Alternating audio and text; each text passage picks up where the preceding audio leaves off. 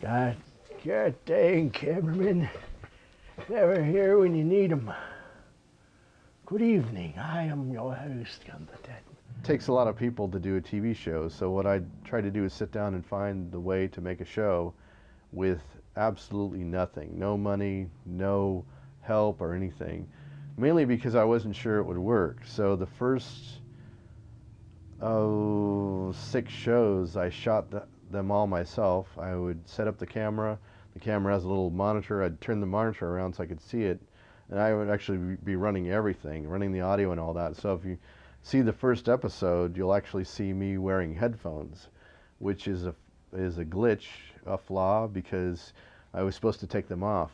So, you know, when you see me with headphones on in the early shows, that's because I just would space out and leave them on.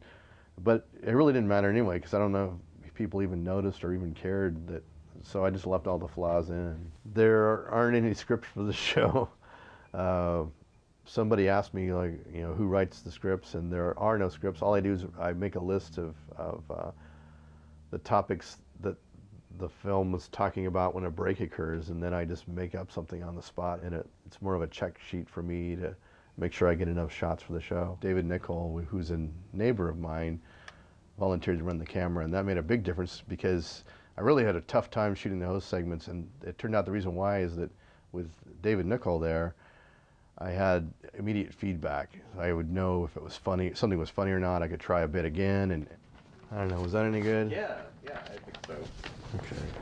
You have a general idea of what you want to do for each segment. At the same time, it's pretty much just turning the camera on and seeing what you get. And that's the beauty of it. It's just been a learning experience for me, for the most part, and fun.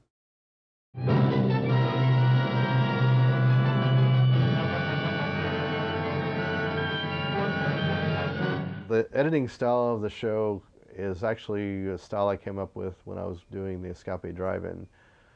I bought these bad horror films, but the trouble with the bad horror film is that very few people can sit through the whole thing or want to sit through the whole thing. So what I started doing was condensing them down to a half an hour and then intercutting them with other just unrelated material.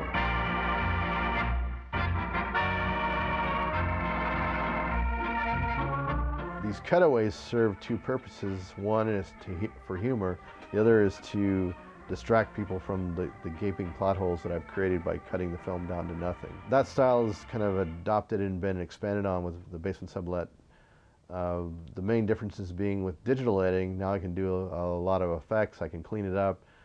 You don't hear all the tape splices that used to be in the Escape Drive-In films. It's just a little bit slicker. If he's wearing the wrong type of clothing, this would be a violation of the mores of his culture. Not only would he shock other members of his society and cause great disturbance, but his society might also take official action to stop him from this violation of its mores.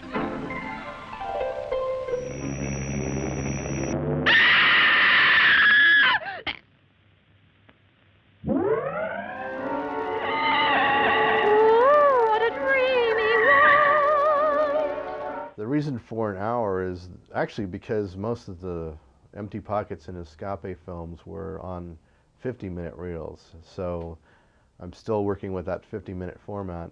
A normal hour of television is only 40 minutes, 35 minutes, with the rest of it all commercials. So there are no commercial breaks, so I needed an excuse to break away for the host to come back in. Actually, the public access breaks are actually my own separate little art project to add in photographs that are a bit askew or off key. So they're civic shots of the city buildings, you know, but then there are also other things like that they would never show, like, you know, street construction, you know, and that's just stuff that I enjoy taking pictures of.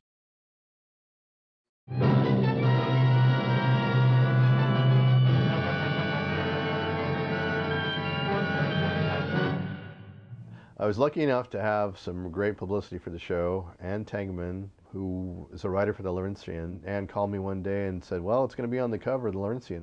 Through that, the Journal World did an article on the show. The interesting thing about that is all the photos in those articles, both articles, I shot all the photos for that, so that was kind of fun to be an amateur photographer and you know, sneak some more of my work into the media.